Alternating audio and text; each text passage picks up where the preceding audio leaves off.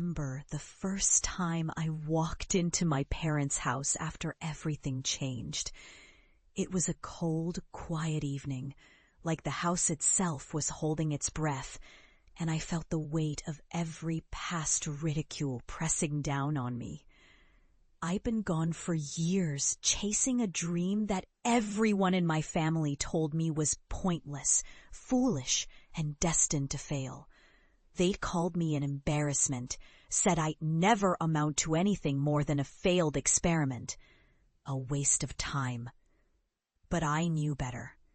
I knew I was building something real.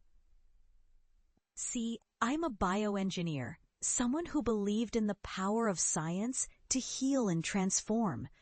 My focus was sustainable bioplastics made from agricultural waste. It sounded crazy to most, impractical, unprofitable, a pipe dream. I was laughed at, dismissed as a naive idealist. My family, especially my father, would shake his head and say, "You're wasting your talent on trash, literally. Why throw your life away on dead-end junk?" Years earlier, I'd been scapegoated by a pharmaceutical giant for a lab accident I didn't cause. They threw me under the bus, painted me as careless, unprofessional. The industry turned its back on me overnight. I was blacklisted, ridiculed, labeled as unreliable. But in that crucible of betrayal, I found a new purpose, away from pharmaceuticals, and threw myself into transforming agricultural waste into biodegradable plastics, materials that could replace harmful petroleum-based products. I believed in a future where waste could be wealth, where the land could heal instead of suffer, and I fought. I worked tirelessly, often alone, in makeshift labs, pouring every ounce of my soul into proving that this idea wasn't just a dream, but a necessity. The road was brutal. Failures piled up. Funding was scarce. Skepticism everywhere. But I kept pushing. I knew that if I could crack the code, I could change the world. Now, standing in my parents' living room, I see their faces, skeptical, surprised, even a little fearful, as I walk in with a sleek, high-tech bag. Inside is the culmination of years of relentless work. Prototypes, awards, media features, industry breakthroughs.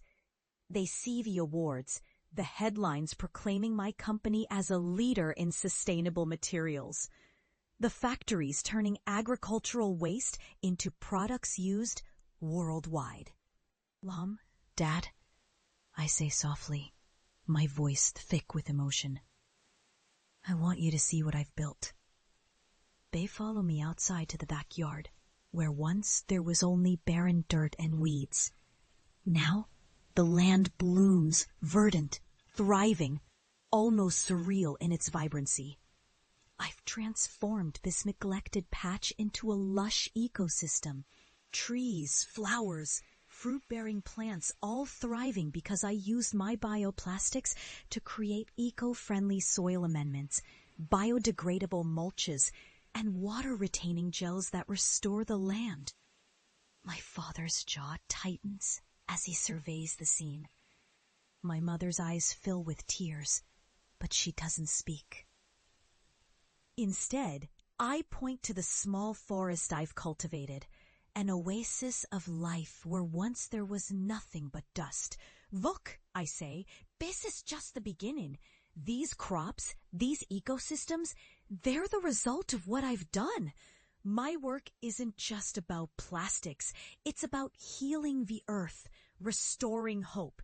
Suddenly, I unveil a new project, an installation that uses my bioplastics to create biodegradable structures, playgrounds, even housing, built entirely from waste materials. The family watches as children run through a park I designed, their laughter echoing through structures that will decompose naturally, leaving no trace. Their expressions shift. The skepticism melts into awe. then into a quiet, profound realization.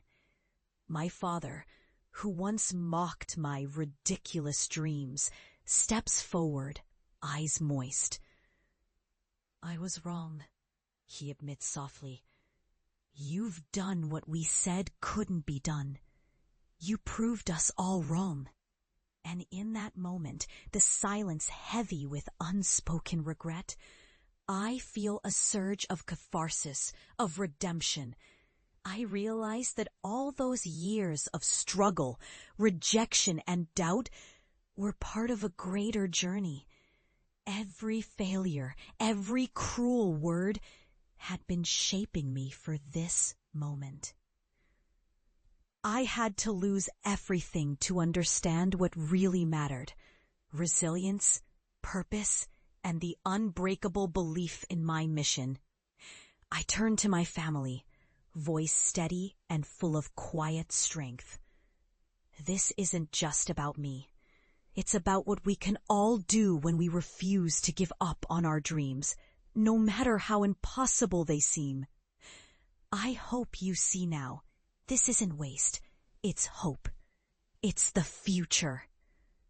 They look at me, the realization sinking in, and I see the flicker of pride behind their eyes. I've become what I always knew I could be: a creator, a healer, a pioneer. And as I walk away from that scene, I carry the profound understanding that true success isn't measured by accolades or industry praise.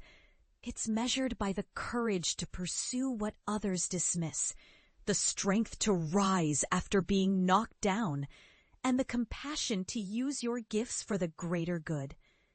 In the end, I returned home not just as the daughter who dared to dream differently, but as a testament to resilience, a living proof that even the most ridiculous ideas can change the world.